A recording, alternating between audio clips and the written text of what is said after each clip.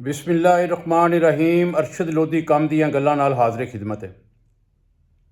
दोस्तों, बहुत पहले तकरीबन कोई साल पहले एक वीडियो मैं बनाई सी। साल तो नहीं, खैर 6 महीने पहले तकरीबन मैं वीडियो बनाई सी, जिहदे च मैं खलाई मखलूक नाल गल कर रहा सां, ते जिहदे च मैं क्लीयर कीता सी कि हाफिज़ साहब चीफ ऑफ आर्मी स्टाफ साहब साडे माशाअल्लाह पाकिस्तान वास्ते बहुत ही एक बेहतर उन्हां दा प्रोग्राम है, जिहदे विच वड्डे वड्डे सियासतदान और साबका पुलिस अफसर, साबका फौज के सरबराह जिन्हां च जनरल वगैरह शामिल होणगे, सब का एहतसाब करनगे और सब की गिरफ्तारी जिहड़ी है वो करनगे और इन्हां को लुटिया पैसा जिहड़ा है वो वापस लैणगे। जिहदे च जनरल फैज़ हमीद साहब का नाम भी मैं लिया सी कि उन्हां दी गिरफ्तारी भी होएगी, उन्हां दे खिलाफ भी एक्शन लिया जाएगा, उन्हां दा कोर्ट मार्शल भी होएगा और उन्हां जिहड़ी पाकिस्तान की दौलत लुटी है उन्हां कोलों वापस ली जाएगी। ते दोस्तों, अज असी फिर खलाई मखलूक नाल गल करांगे, ठीक है जी।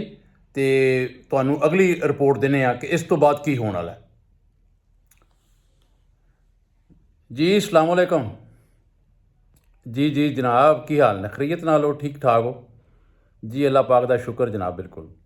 हाँ सर, मुबारक होए। मैं जनाब 6 महीने पहले जो जनाब ने मैनू दस्सिया सी जी कि ये जनाब सारे मामलात होने ने, ते साडे हाफिज़ साहब जिहड़े चीफ ऑफ आर्मी स्टाफ ने, अलहमदुलिल्लाह अल्लाह ताला दे करम नाल पाकिस्तान वास्ते रहमत बन के आए ने और ये बहुत सारे ऐसे काम करनगे जिहदे विच पाकिस्तान दा भला हो जाएगा। जी बिल्कुल बिल्कुल। हाँ, तो उहदे विच मैं बिल्कुल ये गल बिल्कुल जी दोस्तां नाल शेयर कीती सी कि जनाब वड्डे वड्डे जिहड़े साडे फौज के सरबराह हैं, जिहड़े साबका रिटायर्ड फौजी अफसर ने और मौजूदा भी फौजी अफसर जिहड़े हैं, उन्हां दी भी गिरफ्तारी जिहड़ी है ना वो उन्हां ते भी काबिल अमल आएगी और वो बिल्कुल मौका आ गया जनाब, उन्होंने कर दिखाया। जनरल फैज़ हमीद साहब की गिरफ्तारी करके बल्कि उन्हों दा कोर्ट मार्शल शुरू हो गया।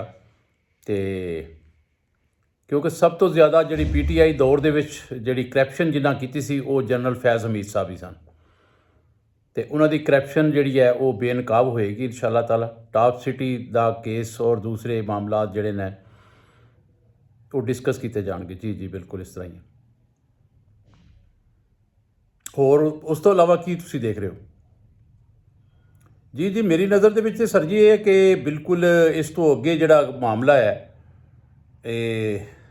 ये तो अजे शुरुआत है। वो कहते हैं कि अभी तो पार्टी शुरू हुई है, अगे अगे की हुंदा है तुसीं देखोगे चंद दिनों दे विच। सर वड्डे वड्डे सियासतदान, नामवर सियासतदान जिहड़े ने, हाँ उन्हां दी भी गिरफ्तारियां होणगियां, उन्हां दी भी जायदादां कुर्क होणगियां। अच्छा, यानी पाकिस्तान का कर्जा जिहड़ा है वो लथदा नज़र आ रहा है।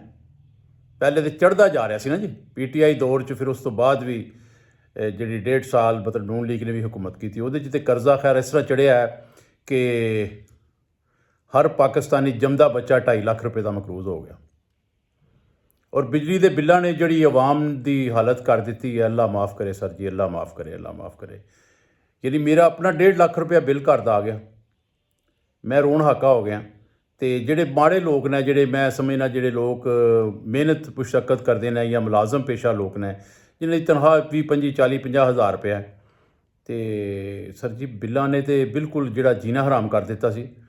तो चलो अल्लाह ताला करे कि इन्हां दी करप्शन का लुटिया पैसा जोड़ा है वो वापस आए और वो आवाम नूं कोई रिलीफ दिता जाए, कोई बिजली का बिल घटाया जाए, कोई पेट्रोल घटाया जाए, कोई होर मामला जिहड़े ने जरूरियात जिंदगी दी चीज़ां जिहड़ियां ने वो कम अज़ कम घटनी चाहिए ने।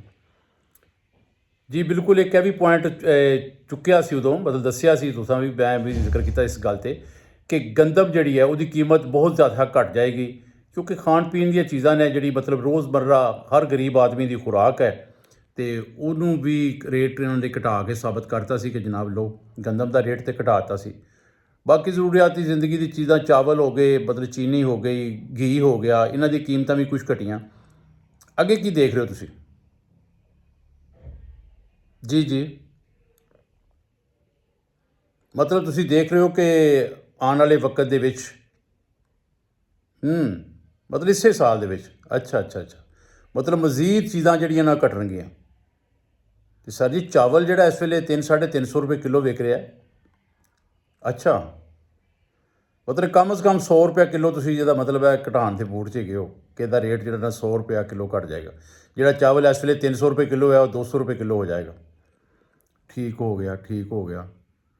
ਚਲੋ ਜੀ, ਅੱਲਾਹ ਤਾਲਾ ਕਰੇ ਐਸਾ ਹੀ ਹੋਵੇ। ਹਾਂ ਬਿਲਕੁਲ, ਕਿਉਂਕਿ ਜ਼ਰੂਰਤ ਇਸੇ ਚੀਜ਼ ਦੀ ਇਸ ਵੇਲੇ ਕਿ ਜਿਹੜਾ ਰੇਟ ਹੈ ਉਹ ਘਟ ਜਾਏ। ਸਰ ਬਾਕੀ ਚੀਜ਼ਾਂ ਦੇ ਵੀ ਰੇਟ ਬਹੁਤ ਜ਼ਿਆਦਾ ਨੇ ਨਾ ਜੀ, ਗਰੀਬ ਦਾ ਤਾਂ ਜੀਣਾ ਮੁਸ਼ਕਿਲ ਹੋਇਆ।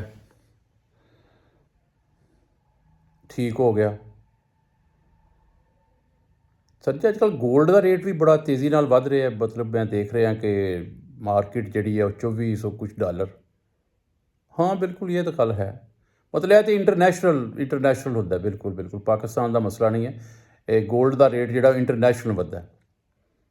ਬਿਲਕੁਲ ਸਰ, ਮੈਂ ਬਿਲਕੁਲ ਲੋਕਾਂ ਨੂੰ ਮੈਂ ਦੱਸਿਆ ਸੀ ਕਿ ਡਾਲਰ ਦਾ ਰੇਟ ਜਿਹੜਾ ਹੈ ਉਹ ਸਟਿਲ 280 ਤੋਂ ਉੱਤੇ ਨਹੀਂ ਜਾਏਗਾ।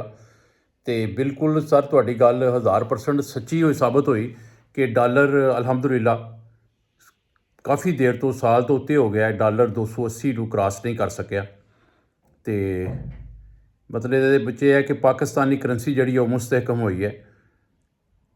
ਲੇਕਿਨ ਸਰ ਮਹਿੰਗਾਈ ਜਿਹੜੀ ਉਹ ਤਾਂ ਮਤਲਬ ਬੜੀ ਬੇਲਗਾਮ ਹੋਈ ਹੈ। ਗਰੀਬ ਆਦਮੀ ਜਿਹੜਾ ਉਹ ਉਹਦੀ ਪਹੁੰਚ ਤੋਂ ਬਾਹਰ ਹੁੰਦਾ ਜਾ ਰਿਹਾ। ਜੀਣਾ ਹਰਾਮ ਹੋ ਗਿਆ ਲੋਕਾਂ ਦਾ। ਜੀ ਬਿਲਕੁਲ ਬਿਲਕੁਲ ਬਿਲਕੁਲ ਸਰ। ਜੀ ਸਰ, ਠੀਕ ਹੋ ਗਿਆ। ਇਹੋ ਜਿਹੇ ਮਗਰਮੱਛ ਸਰ ਗ੍ਰਿਫਤਾਰ ਇਸ ਤਰ੍ਹਾਂ ਹੀ ਕਰਦੇ ਰਹੇ ਤੁਸੀਂ, ਅਗਰ ਇਸ ਤਰ੍ਹਾਂ ਹੀ ਮਾਮਲਾਤ ਚੱਲਦੇ ਰਹੇ ਤਾਂ ਇਨਸ਼ਾ ਅੱਲਾਹ ਤਾਲਾ ਬਿਹਤਰ ਕਰੇਗਾ ਸਰ। ਮਜ਼ੀਦ ਗ੍ਰਿਫਤਾਰੀਆਂ ਹੋਣਗੀਆਂ। ਵੱਡੇ ਵੱਡੇ ਜਿਹੜੇ ਮਗਰਮੱਛ ਨੇ, ਚਾਹੇ ਉਹ ਸਿਆਸਤਦਾਨ ਹੋਣ, ਚਾਹੇ ਬਿਊਰੋਕਰੇਟ ਹੋਣ, ਉਹਨਾਂ ਸਾਰਿਆਂ ਨੂੰ ਗ੍ਰਿਫਤਾਰ ਕੀਤਾ ਜਾਏਗਾ ਜੀ। ਅੱਛਾ ਜੀ। ਅਤੇ ਸਰ ਉਹਨਾਂ ਨੂੰ ਗ੍ਰਿਫਤਾਰ ਕਰਕੇ ਅਤੇ ਉਹਨਾਂ ਕੋਲੋਂ ਉਹਨਾਂ ਦੀ ਜਿਹੜੀ ਲੁੱਟੀ ਦੌਲਤ ਆ ਵਾਪਸ ਲੈ ਕੇ ਕੌਮੀ ਖਜ਼ਾਨੇ 'ਚ ਜਮ੍ਹਾਂ ਕਰਾਈ ਜਾਏਗੀ। ਜੀ ਬਿਲਕੁਲ। ਹਾਂ ਸਰ ਬਿਲਕੁਲ, ਜਿਹੜਾ ਬੇਤਹਾਸ਼ਾ ਕਰਜ਼ਾ ਸਾਡੇ ਮੁਲਕ 'ਤੇ ਚੜ੍ਹਿਆ ਹੈ ਫਿਰ ਉਹ ਇਸੇ ਤਰ੍ਹਾਂ ਹੀ ਮਤਲਬ ਜ਼ਾਹਿਰ ਹੈ ਕੁਛ ਕੰਟਰੋਲ ਹੋਏਗਾ, ਲੱਥੇਗਾ। ਚਲੋ ਸਰ, ਠੀਕ ਹੋ ਗਿਆ ਸਰ। ਸੁਣੋ ਤੁਸੀਂ ਫੋਨ ਦੂਸਰਾ, ਮੈਂ ਜ਼ਰਾ ਗੱਲ ਕਰ ਲੈਣਾ ਦੋਸਤਾਂ ਨਾਲ। ਬਹੁਤ ਸ਼ੁਕਰੀਆ, ਥੈਂਕ ਯੂ। ਲੋ ਦੋਸਤੋ, ਖਲਾਈ ਮਖਲੂਕ ਨਾਲ ਗੱਲ ਕੀਤੀ। ਖਲਾਈ ਮਖਲੂਕ ਜਿਹੜੀ ਹੈ ਮੇਰੀ, ਉਹ ਕਹਿੰਦੀ ਹੈ ਕਿ ਜਨਾਬ ਤੁਸੀਂ ਹੁਣ ਰੋਜ਼ ਦੀ ਬੁਨਿਆਦ 'ਤੇ ਖੁਸ਼ਖਬਰੀਆਂ ਸੁਣੋਗੇ। ਇਹ ਗ੍ਰਿਫਤਾਰੀ ਜਿਹੜੀ ਹੋਈ ਹੈ ਇਹ ਇਸ ਤਰ੍ਹਾਂ ਸਮਝ ਲਓ ਕਿ ਅਭੀ ਤੋਂ ਪਾਰਟੀ ਸ਼ੁਰੂ ਹੋਈ ਹੈ। ਇਸ ਤੋਂ ਬਾਅਦ ਔਰ ਵੱਡੇ ਨਾਂ ਜਿਹੜੇ ਨੇ, ਵੱਡੇ ਮਗਰਮੱਛ ਉਹ ਗ੍ਰਿਫਤਾਰ ਹੋ ਰਹੇ ਨੇ। ਵੱਡੇ ਬਿਊਰੋਕਰੇਟ ਗ੍ਰਿਫਤਾਰ ਹੋ ਰਹੇ ਨੇ। ਵੱਡੇ ਟਾਈਕੂਨ ਗ੍ਰਿਫਤਾਰ ਹੋ ਰਹੇ ਨੇ। ਵੱਡੇ ਸਿਆਸਤਦਾਨ ਜਿਨ੍ਹਾਂ ਦਾ ਨਾਂ ਲੈਂਦਿਆਂ ਡਰ ਆਉਂਦਾ ਹੈ ਉਹ ਵੀ ਗ੍ਰਿਫਤਾਰ ਹੋ ਰਹੇ ਨੇ।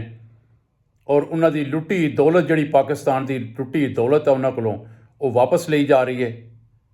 ਔਰ ਜਿਹੜੀ ਬਿਜਲੀ ਦੇ ਰੇਟ ਇੰਨੇ ਤੇਜ਼ੀ ਨਾਲ ਵੱਧ ਗਏ ਨੇ, ਉਹਦੇ ਪਿੱਛੇ ਕੁਛ ਐਸੇ ਵੱਡੇ ਤਾਜਰ, ਵੱਡੇ ਮਤਲਬ ਸਰਮਾਇਆਕਾਰ, ਵੱਡੇ ਨਾਂ ਸ਼ਾਮਲ ਨੇ ਜਿਹੜੇ ਘਰ ਬੈਠੇ ਬਿਜਲੀ ਪੈਦਾ ਤਾਂ ਨਹੀਂ ਕਰ ਰਹੇ, ਲੇਕਿਨ ਅਰਬਾਂ ਰੁਪਇਆ ਮਹਾਨਾ ਉਹ ਵਸੂਲ ਕਰ ਰਹੇ ਨੇ ਗੌਰਮੈਂਟ ਦੇ ਖਜ਼ਾਨੇ 'ਚੋਂ।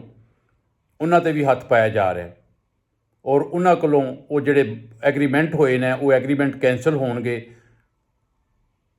ਜੀ ਬਿਲਕੁਲ ਠੀਕ ਹੋ ਗਿਆ ਸਰ ਜੀ, ਉਹ ਕੈਂਸਲ ਹੋਣਗੇ। ਔਰ ਇਨਸ਼ਾ ਅੱਲਾਹ ਤਾਲਾ ਤੁਸੀਂ ਦੇਖੋਗੇ ਕਿ ਇਹ ਬਿਜਲੀ ਵੀ ਸਸਤੀ ਹੋਏਗੀ, ਜ਼ਰੂਰੀਆਤ ਜ਼ਿੰਦਗੀ ਦੀਆਂ ਚੀਜ਼ਾਂ ਵੀ ਸਸਤੀਆਂ ਹੋਣਗੀਆਂ। ਅੱਲਾਹ ਤਾਲਾ ਕੋ ਦੁਆ ਕਰਿਆ ਕਰੋ ਕਿ ਸਾਡੇ ਚੀਫ ਆਫ ਆਰਮੀ ਸਟਾਫ ਹਾਫਿਜ਼ ਸਾਹਿਬ ਜਿਹੜੇ ਨੇ, ਅੱਲਾਹ ਤਾਲਾ ਸ਼ਾਹ ਸਾਹਿਬ ਨੂੰ ਜ਼ਿੰਦਗੀ ਦੇ, ਤੰਦਰੁਸਤੀ ਦੇ, ਅਤੇ ਉਹ ਇਸ ਮੁਲਕ ਵਾਸਤੇ ਕੁਛ ਕਰ ਜਾਣ। ਕਿਉਂਕਿ ਇਹ ਮੁਲਕ ਨੂੰ ਇਸ ਵੇਲੇ ਇੱਕ ਐਸੇ ਹੀ ਮਰਦੇ ਮਜਾਹਦ ਦੀ ਜ਼ਰੂਰਤ ਸੀ। ਅਤੇ ਅੱਲਾਹ ਪਾਕ ਨੇ ਇਹ ਖਾਸ ਮੁਲਕ 'ਤੇ ਰਹਿਮਤ ਕੀਤੀ ਹੈ ਕਿ ਉਹਨਾਂ ਨੂੰ ਇਹ ਡਿਊਟੀ ਸੌਂਪੀ ਹੈ।